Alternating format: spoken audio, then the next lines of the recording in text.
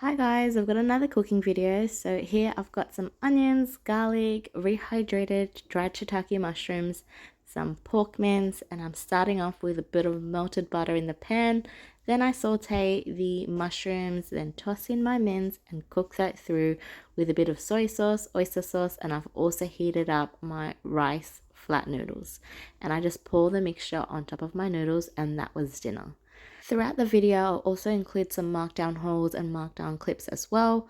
Right now, I'm just sauteing a bit of capsicum and tomatoes. Then I've put some battered fish in the oven with some markdown potato and cheese fritters. I also wanted to show you how I store my mincemeat that I buy from Costco. So I pack them in 500-gram bags and pack it flat so there's a lot of room in my freezer.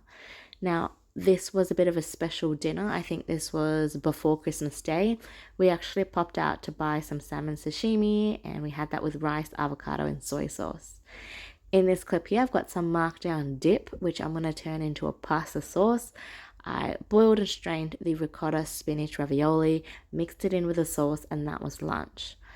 And this was actually the markdown garlic bread I got from Coles, but I baked it with a bit of cheese and it was so good.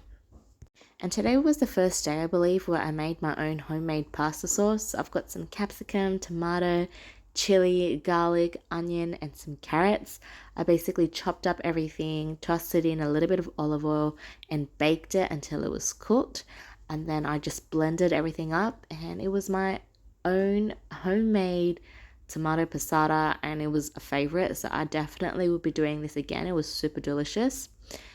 So I start by cooking my mincemeat, chucking the mushrooms in, and then I toss in my own pasta sauce and serve that on top of some pasta spirals. My partner really liked my homemade sauce. Okay, today I've got some mushrooms, as you guys can see, some diced onions and beef stroganoff. But instead of using the beef strips, I had beef mince on hand. So I basically made a stroganoff with beef mince instead, and I served it on top of some white rice instead of mashed potatoes because I didn't have potatoes on hand on this day.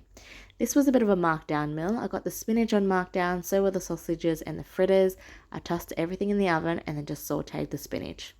One of my healthier meals, I've got some Asian stock cubes, some purple cabbage, tomato and spring onions from my garden. Chop everything up, boil some water, chuck the stock cube in and the veggies.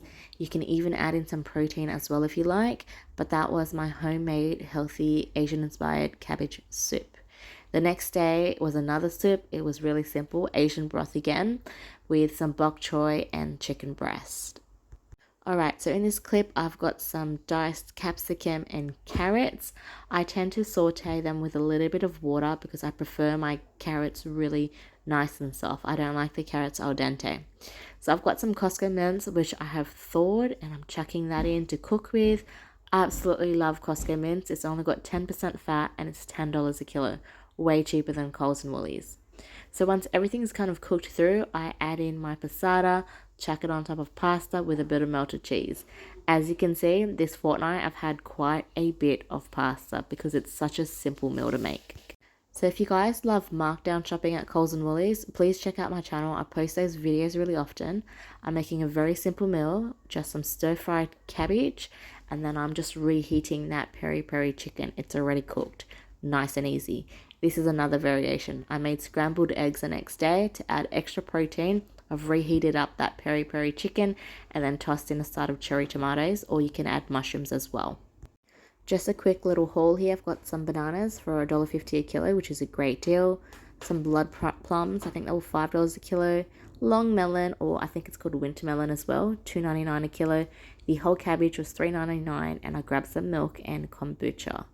Meal wise, I've got some carrots and cabbage here that I'm prepping for my veggie part of the meal, and then I got some markdown pork scotch fillet for $3.50. I always calculate how much it costs per kilo when it comes to markdown meat, because just because it has a sticker doesn't mean it's always cheap. So we'll lightly season with salt, toss in some olive oil in the pan, sear the pork, then remove it. Then I chuck in my veggies and cook that. In the pork juices, then I add oyster sauce, soy sauce, slice up the pork and chuck it back into the stir fry. On this particular day, I made chicken schnitzel with a side of cherry tomatoes, or grape tomatoes, sorry, and some bocconcini. Time for some markdown clips. Now in this particular video, I've mainly focus on cooking videos and chucked in some Markdown clips to share with you. But if you purely only want to look at the Markdown shopping videos, check out my discount grocery shopping videos. Those are purely based on me shopping for Markdown items, where I take you to the shop with me and I also show you my grocery haul. So what I ended up buying, which was heavily discounted. These fruit mince pies were only 20 cents, which I think is pretty cheap, but I don't normally eat that, so I didn't pick any up. Now, this seemed cheap, but I didn't really need any extra sugar, especially in the holiday period where I already ate so much, so I kind of left that for someone else. The protein pasta, though, did catch my attention, and my partner really wanted to try it, so we did pop that in the trolley. I think it was $4, marked down to $1, so pasta's normally $1 anyways, but seeing as it was protein pasta, it worked out a little cheaper. Picked up some dental chews for my dog. Woolies Markdown milk, $2.75. I think that was only marked down because the cap was damaged, because there's still a long life for that. And then potatoes were $4 for 2 kilos. Some more goodies here. Pork mince, $8 for 800 grams. Not really cheap, but I needed pork mince on that day. But I did manage to pick up some pretty good markdowns. So these cheesy garlic pull-apart breads were pretty good. $5 marked down to $2.30. I like to dip that in with some passata. So it's really easy to cook. You just chuck it in the oven. Also grabbed some pineapple kombucha, I believe it was, and the crunchy nut cereal was half price. So we kind of treat crunchy nut cereal as a treat because it's full of sugar. So it's kind of like a dessert.